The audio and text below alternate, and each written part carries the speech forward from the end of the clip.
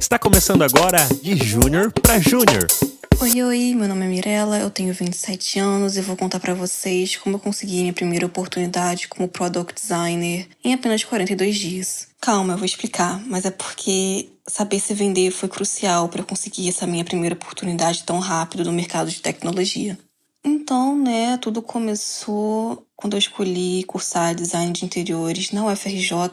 E eu escolhi o design de interiores porque, de forma literal, eu tinha percebido na época que era um meio de você projetar ideias e acompanhar essas ideias se tornarem em algo real, né?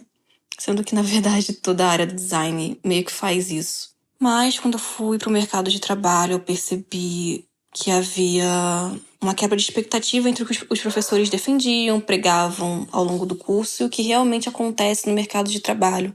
Eu percebi muita competição entre engenheiros civis, arquitetos e o design de interior, onde o design de interior ele tem pouca credibilidade, ele muito raramente é levado a sério. E também vi que tinha pouquíssima possibilidade de escalar carreira, né? Quando você é um designer de interiores. Então, eu tinha ali, somando o tempo de estágio, o tempo de formado, eu tinha em torno de 2, 3 anos de experiência. Então, a ideia estava bem sólida na minha cabeça, que nenhum nicho, nenhuma ramificação do designer de interiores ali iria me satisfazer profissionalmente. Então, eu comecei a pensar melhor sobre migrar de carreira.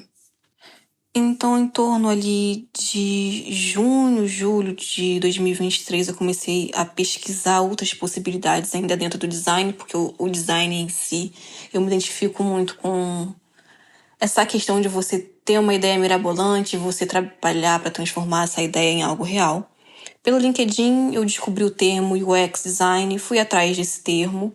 Eu percebi que tinha muita similaridade do que eu tenho ali de teoria do design de interiores, que é o usuário, a pessoa no centro do projeto, você prover meios para adaptar aquela pessoa ao ambiente, à atividade, ao espaço.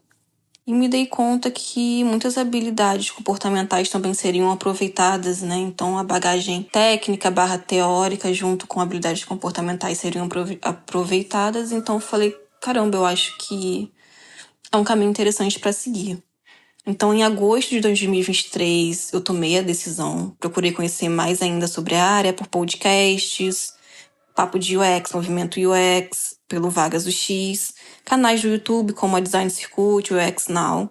Nesse momento de pesquisa foi muito interessante eu pesquisar os prós, mas também os contras, porque eu sou uma mulher preta, que eu venho de uma origem mais humilde. Eu meio que não posso ficar arriscando, ficar migrando de carreira caso o meu plano B não desse certo. Então eu queria que fosse uma decisão muito acertada. E ciente dos prós e contras, eu tomei a decisão de procurar um curso que fosse me dar um embasamento mais sólido do que eu, de forma autodidata, fosse estudar sozinha e que eu pudesse efetuar essa migração de forma mais rápida. Meio que para me encorajar, eu comecei a comunicar com os meus amigos, falei para minha mãe também sobre essa decisão de migrar de carreira e foi algo que me encorajou a tomar logo essa iniciativa. Sou uma mulher que eu já sou independente, eu pago minhas contas, moro sozinha.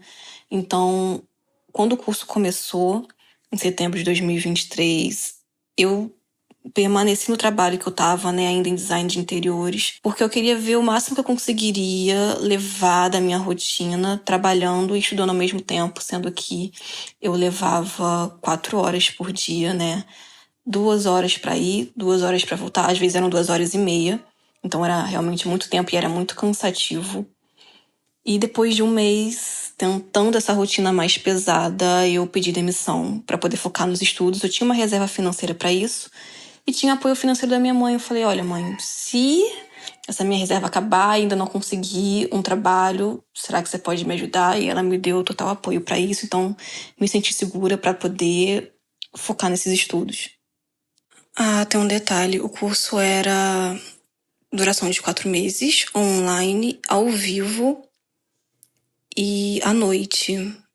Então, depois que eu saí do trabalho, eu queria realmente aproveitar 100% o tempo para me dedicar aos estudos.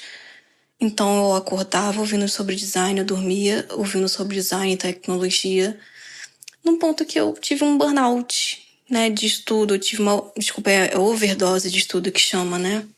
E aí eu tive que fazer uns ajustes, só que assim, a minha decisão de ser um curso online e ao vivo foi muito certeira nesse momento, porque quando eu tive essa overdose de estudos, eu fiquei um mês sem procurar mais nada de estudo. E aí eu falei, não, eu tô pagando o curso porque ele é ao vivo, então eu vou pelo menos não atrasar o meu estudo e assistir as aulas ao vivo. E assim eu fiz. Comecei a estudar por outros meios mais dinâmicos que não fossem diretamente sobre design ou tecnologia.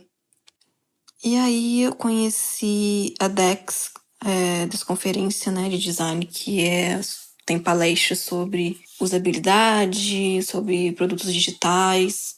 Passei a ser mais participativa no canal do Vagas UX. Voltei a frequentar mostras e exposições de arte. E conheci o Nagelcast, que fala muito sobre hábitos de trabalho, de modo geral, assim. Em dezembro de 2023, eu participei de 2 eventos, né? O encontro com as pessoas do Vagas UX e um encontro promovido pelo UX para Minas Pretas com a Globo, onde eu entendi melhor, de forma mais próxima, como acontece o design de experiência na Globo, né? E a atuação do próprio designer, as diferentes atuações na Globo foi muito enriquecedor, então são formas mais dinâmicas de você estar absorvendo sobre a usabilidade de design de experiência e produtos digitais, que não seja só dentro de casa assistindo aula e anotando coisas, pegando um certificado, entende? E além disso, você também acaba fazendo networking e praticando habilidades comportamentais. Ali eu vi pessoas que já tinham passado por processo seletivo, que estavam já trabalhando na Globo como júnior. Foi muito interessante para mim saber como acontece processos seletivos para empresas maiores, e etc, etc. No final do curso que eu comprei, a gente terminava com um portfólio, a gente se organizou em grupos ali, não foi feito de forma individual. E em janeiro de 2024, então já tinha um case. Então, me restou estudar sobre como montar um portfólio e descrever um projeto nesse portfólio por artigos no Medium, pelo canal da DC, que foi muito importante para saber como destacar um produto digital feito por um curso, porque as temáticas são muito iguais. Então, poxa, qual é a melhor forma de eu descrever e me destacar das outras pessoas? Foi importante também atualizar meu currículo, atualizar LinkedIn, manter tudo atualizado de forma que se complementasse. Eu fiz mentoria para avaliar tanto o meu currículo como o meu portfólio. E comecei a aplicar para vagas, se não me engano, no final de janeiro de 2024. E eu não sabia, mas vim a descobrir mais tarde pelo canal da Design Circuit, que eu comecei a aplicar para vagas no momento que as empresas costumam contratar para vagas. Então, penso o seguinte: no meio de 2023, do ano anterior, eu comecei a me programar para fazer curso, para me preparar, para que no final de 2023 eu já tivesse com o curso finalizado e com alguma coisa para o meu portfólio, para no início de 2024 eu ajustar essas pontas, refinar currículo, LinkedIn, portfólio, para deixar ele descrito de uma forma mais profissional, e aí começar a aplicar para vagas.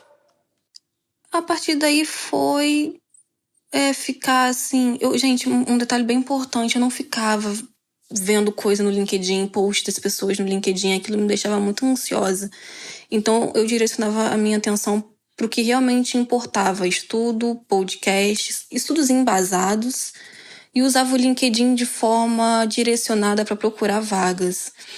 Então, eu apliquei em torno de 6 vagas ou menos, assim, que eu consigo me lembrar mesmo, acho que foram 4. E a vaga que eu passei ficou ativa por 4 horas ou menos. E eu lembro que eu tanto ficava vendo vagas, assim, todo dia, às vezes 2 vezes ao dia. Eu via essa vaga pelo LinkedIn, eu tava na fila do mercado e eu tava com o portfólio engatilhado, assim, pelo Drive, né? Eu quase não enviei na fila do mercado. Eu falei, cara, eu prefiro chegar em casa, ler a vaga com calma pra mudar, pra adaptar o currículo com palavras-chave, aquela coisa que a gente já sabe. para poder ser mais certeiro, caso fosse a leitura do currículo fosse feito por inteligência artificial. Só que me deu um estalo de falar, não, melhor você mandar agora. E aí eu fiz, pelo LinkedIn. E não à toa, quando eu cheguei em casa, a vaga já tinha fechado, já estava com mais de 100 pessoas ali inscritas. Fui chamada para entrevista com o RH no dia 27 de fevereiro. Passei para a segunda fase, que era no dia 1º de março, e eles me informaram que era uma apresentação de um projeto que eu já tivesse no portfólio. E seria livre, mas aí eu preferi preparar um slide e tudo mais. Para essa segunda fase, eu devia apresentar não apenas um projeto que já tivesse no meu portfólio, mas antes eu teria que mandar um link do projeto no Figma. Então, antes de mandar o link, antes de preparar a apresentação, eu marquei uma mentoria para saber o que ia ser avaliado, possíveis perguntas que iam me fazer, qual a melhor forma de apresentar o projeto. Eu preferi não mostrar o projeto no meu portfólio online, né, num site. Eu preferi preparar um slide, eu me sentiria mais segura assim. E aí, então, eu não fui na cara e na coragem, né, gente? Eu me preparei tanto o projeto no Figma, deixei bem organizado, como preparei o slide. Fiz a reunião no dia 4 de março e no dia seguinte eu já recebi a boa notícia que eles tinham gostado muito do meu perfil e que eu seria contratada. E, gente, eu nem acreditei, assim, de como as coisas aconteceram, porque parece que aconteceu de forma muito linear, né? Foi a primeira entrevista que eu fiz, eu passei de primeira, o sim veio de forma bem rápida, mas houve muita ansiedade, houve muito preparo, muitas concessões, muitos finais de semana de estudo. Aproveitei cada tempo, tanto que eu falei ali do burnout. E eu acho que uma das coisas importantes, assim, dentre várias, foi não ficar no escuro, mas fazer mentoria, procurar estudar de diferentes fontes, né, por podcasts, com profissionais diferentes, canais do YouTube, lendo artigo. Um dos diferenciais foi fazer o meu portfólio. Depois de ler por aí artigos no Medium como não fazer o seu portfólio, como fazer um portfólio descritivo falando sobre a solução do problema e não apenas mostrando a UI, entende? Então eu diria que o meu desafio ele veio após ser contratada, porque tudo que eu tinha era muito mais teórico do que prático. Eu não sabia mexer muito bem no Figma. E aí, por isso eu falo da questão de se vender, porque na entrevista eu já tinha esse repertório bom de passar em entrevistas, né? Na área anterior ali de design de interiores, eu sempre passava na entrevista, se não passava não era pelo meu perfil, e sim por outras questões, tipo passagem, a passagem ia ficar muito cara, porque eu moro distante e tal, algo nesse sentido. Mas eu tirei proveito justamente de saber me vender, saber falar que, olha, estou no início da carreira, da área aqui em tecnologia. O Figma me parece muito familiar com outros softwares de construção civil que são muito mais difíceis do que esse software. E os softwares na tecnologia mudam o tempo todo, então eu defendi isso, né, que é muito mais importante você ter a teoria, a resolução de problemas, do que saber mexer num software. Então, como contratada, o meu desafio maior foi aprender em tempo recorde como mexer no Figma e exercitar, então, essa solução de problemas. A sorte também foi que eu tive uma equipe estruturada, eu tinha uma lead que estava ali me auxiliando o tempo todo, todos os dias. Eu tive um treinamento inicial também de 6 meses, onde era de forma intensiva, ensinada não só sobre o Figma, mas também sobre uma versão mais de mercado sobre o design de produtos digitais. Então, eu tive um ensino muito bom e intensivo, um treinamento fornecido pela própria empresa e fazia parte ali do horário do trabalho, tá? Então, acho que era 2 horas por dia ali eu tinha esse treinamento. Não lembro quantas vezes na semana, mas foi fundamental para eu pegar esse ensino do dia a dia do mercado de trabalho, porque também tem isso. Os cursos te ensinam mais uma teoria do que a prática. Tudo é assim, né, gente? Tanto na faculdade, um curso técnico que você faz, um curso complementar. Para mim foi fundamental também para eu evoluir mais rápido no dia a dia. Para continuar me mantendo informada, continuo pesquisando sobre produtos digitais, sobre tecnologia. Agora tem aí a inteligência artificial, diferentes tipos de ferramenta que tem IA, então você tem que estudar, você tem que estar atualizado. tem podcast sobre isso, tem canal no YouTube. Você tem que pegar essas ferramentas e testar no seu dia a dia, saber qual que é a melhor, qual que é a influência na nossa área. É importante também você pesquisar, se atualizar por fontes confiáveis, não aquelas fontes que ficam falando que acabou o trabalho do designer de produto porque a IA vai fazer tudo. Pelo amor de Deus, não vá por essas fontes. Continuei também comecei a estudar alguns livros também, num conceito um pouco mais teórico. Participei de um evento chamado Cozinha Aberta do iFood, foi online, foi um webinar. Eu adoro saber como acontece as tomadas de decisão de empresas, né, que a gente conhece, empresas grandes. Tinham pessoas de outras áreas também do iFood, pessoal de marketing, tinha gente de UX Writing. Eu adoro saber também como acontece um pouco de outras áreas ali. Isso é um repertório, né? Então, são formas mais dinâmicas de você aprender, de você estar estudando. É legal participar de eventos assim. Participei de um curso rápido sobre inteligência artificial e fundamentos de dados promovido pela Boticário, gratuito. Muito legal também, uma forma... Aí eu também... Você entende como eu gosto de mesclar as formas de estudo? Então, às vezes é algo mais dinâmico, é algo mais descontraído, de repente um podcast, às vezes é um pouco mais engessado, né? Como se fosse um curso ali, que vai ter um teste depois no final, vai ter um PDF para estudar, para complementar. Gosto de mesclar as formas de estudo. E a dica que eu queria deixar para quem está buscando a primeira oportunidade é direcionar muito bem a sua atenção. Você planejar o seu estudo de forma estratégica, se você trabalha, estuda, se você só estuda. Mantém um cronograma para você se sentir confortável de que realmente o conteúdo que você está estudando está sendo absorvido, que aquele estudo está valendo a pena, que você está bem direcionado. Não perder muito tempo vendo que as pessoas estão falando de forma aleatória e sem fundamentos por aí no LinkedIn, seja em outra rede social, no Instagram. Eu lembro que em uma das minhas pesquisas bem por alto, inicial, sobre a área de UX, eu vi um post no LinkedIn da pessoa, assim, muito chateada com a área, porque tinha muito tempo que a pessoa estava mais de 2 anos procurando uma primeira oportunidade. Se eu tivesse direcionado a minha atenção para aquilo, e não tem só um post sobre isso, né? Se você for procurar no LinkedIn, tem muitas pessoas nesse mesmo tom, ou falando que a inteligência artificial vai roubar o nosso trabalho. Se eu tivesse concentrado as minhas energias em, sei lá, acreditar nessas pessoas, nada disso teria acontecido. E eu tô muito satisfeita com a área. Eu trabalho de home office. Eu consegui ser promovida em 6 meses de atuação. Eu tô fazendo 1 ano e 4 meses na área da tecnologia como product designer. Já mexi em mais de 4 projetos, sendo 3 deles estando à frente, né? Eu trabalhei de ponta a ponta. É muito gratificante, me sinto realizada, tô realmente feliz com a escolha que eu fiz. Eu acho fundamental ter uma mentoria para saber como tá o seu currículo, como tá o seu portfólio, principalmente se você tá muito tempo sem ter nenhum retorno, se você não é chamado para entrevista com RH porque tem alguma coisa errada com o seu currículo. Se você é chamado para entrevista com o RH e não tem um retorno a partir da entrevista do RH porque tem alguma questão comportamental, você não tá conseguindo se vender. Então, só com mentoria, alguém com mais experiência tentando entender o que está acontecendo, você vai conseguir sair do escuro e, de repente, começar a ter mais retorno. E sobre entrevista com RH, tem muito conteúdo bom no YouTube.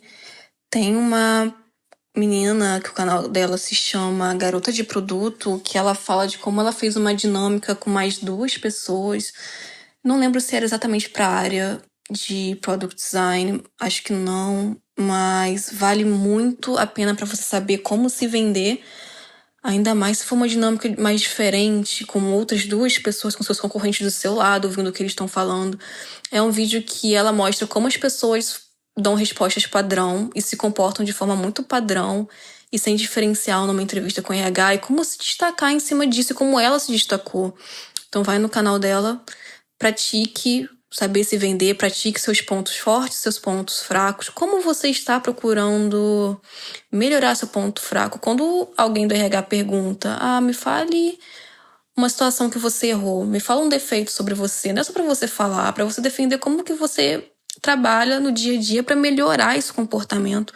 Como você, daquela resposta de algo que deu errado, como você saiu dessa solução, desse problema? Como que você resolveu? Como que é a sua habilidade de resolução, entende?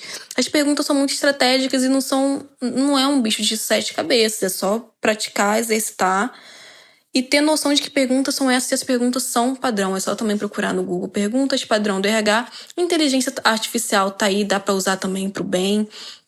Usa a inteligência artificial para treinar perguntas de RH, treinar a responder essas perguntas e eu tenho anotado esse tipo de pergunta e as respostas que eu dou baseada na pessoa que eu sou.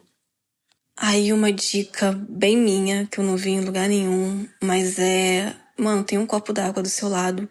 Principalmente, eu não lembro a última vez que eu fiz uma entrevista pessoalmente, mas funciona melhor se for online. Mas quando a pessoa te faz uma pergunta que você se sente encurralado, é natural a gente se sentir encurralado. Mano, bebe um copo d'água. Porque aí você vai ter um tempo pra respirar, uns 3 segundos, você vai ter como pensar melhor na resposta. Às vezes a gente sabe da resposta e fica nervoso, só precisa de 3 segundos, né? E aí você responde. Só cuidado pra não beber muita água também. E se for online funciona você falar, desculpa, travou pra mim, você pode repetir a pergunta? É uma forma, quando você estiver bebendo aí muita água, quando é melhor usar de uma segunda estratégia. E são coisas que eu uso até hoje, assim, às vezes acontece, né, de ficar nervoso, mas é só respirar, beber um pouquinho d'água e segue. Na entrevista técnica que eu fiz, né, que foi com o CEO da startup e com a lead de design de produto, eu falei pra vocês que eu tinha feito uma mentoria pra me preparar, pra ter alguma noção do que eles iriam avaliar, do que eles iriam perguntar. E tem um diferencial que foi no meu estudo quando eu tava preparando o portfólio, né? Sobre o que eu falei ali também, de você estudar por fontes interessantes, confiáveis, porque pelo canal da Design Circuit, por outras pessoas, eu vi que era interessante eu ir além daquela caixinha que esses cursos livres que a gente faz da área, né, esses bootcamps, eles ensinam, é você testar o produto. Você chegou até o final, preparou a UI, fez a interação no Figma, o protótipo em alta. Perfeito, mas e vai parar aí? Você não testou? Como é que você vai saber que o usuário conseguiu concluir a jornada? Então testa, pede sua mãe para testar, pede pros seus amigos, faz um vídeo, grava, tenha registro desse teste. É muito interessante ter isso documentado até mesmo para usar ali no seu portfólio. E eu fiz isso. E qual foi o diferencial na entrevista técnica? Que eles me perguntaram assim, qual foi o desafio que você enfrentou fazendo esse projeto? E eu falei, né? Teve um momento que eu percebi que os usuários estavam confusos para finalizar as jornadas. Ele precisava clicar num card, só que o card não tinha sombra. A gente preferiu um design mais flat. Só que aí o card não saltando, né, na tela, o usuário não percebeu que era clicável, ele não conseguia avançar. Aí eu falei, cara, vamos testar, vamos botar um pouquinho de sombra aqui, aumentar um pouco de profundidade a borda do card para ver se o usuário consegue entender que o card é clicável. Fiz a alteração, testei, funcionou. Então, assim, eu identifiquei um problema, fiz o teste para saber se tinha algum problema de fato, sugeri uma solução, apliquei, testei, funcionou. Na hora, meu chefe falou, cara, pra mim é ela, não tem nem dúvidas, assim, na hora, ali durante a entrevista. Então, é sobre ser isso, é ser criativo, é sobre focar na resolução de problemas, é sobre se vender, é sobre usar todo o seu estudo a seu favor ali, estar pronto para a entrevista porque te perguntarem e ficar tranquilo, gente. Um outro detalhe também muito importante de novo falando sobre habilidades comportamentais, você não deixar de ser quem você é e não focar só nas habilidades técnicas, né? Se você conseguir gerar uma empatia, um sentimento de identificação entre você e a pessoa que está te entrevistando é mais 5 pontos, porque aconteceu isso comigo na minha entrevista, tanto com RH como técnica. Foi algo que eu aprendi também num outro trabalho que eu tive ali, que eu tive um curso rápido de vendas, uma mentoria de vendas. Eles falam isso sobre você gerar identificação. E conversando assim com a minha lead, ela perguntou o que eu fazia nas horas vagas. Aí imagina, eu continuo estudando sobre design. Não, pô, o que você faz nas horas vagas? Você vai pra uma exposição, você anda de skate, você é uma pessoa que curte a natureza, você pinta, borda. E eu andava de patins. Aí eu falei, cara, eu adoro fazer coisas ao ar livre, eu amo patinar. Eu contei, né, que comecei a patinar sozinha recentemente, era um sonho de criança. E ele disse, caraca, eu amo patinar também, que onde você patina, não sei o quê. Pronto. Então, assim, realmente eu acho que tinha tudo pra ser, né? Eu me identifiquei com o lugar, as pessoas também se identificaram comigo. Foi uma boa apresentação do início ao fim, nas 2 fases, e deu tudo certo. E é isso, gente. Eu fico muito feliz de contribuir com o Papo de UX. Fico muito feliz de voltar agora como júnior, dando truques, habilidades, falar da minha experiência. Se quiser me chamar no LinkedIn é Mirella, com Y e 2 L's, Aguiar. Pode me chamar, o canal de comunicação tá aberto. Se eu demorar um pouquinho, me desculpa, mas eu tô um pouquinho ocupada, mas pode chamar sem medo. É isso, um beijo, tchau, tchau. Se você gostou deste episódio, pegue o link agora e compartilhe com mais pessoas que estão em processo de imigração ou começando seus estudos agora em UX Design, que eu acredito que vai ser muito útil para essas pessoas. E se você gosta aqui do nosso projeto Papo de UX, aproveita para contribuir com a gente através do pix@papodeux.com.br em qualquer valor. E caso você queira também participar deste projeto de júnior para júnior, clique no link que está na descrição deste episódio. É claro, se você já atua como UX designer de nível júnior. É isso aí, valeu e até o próximo de Júnior para Júnior.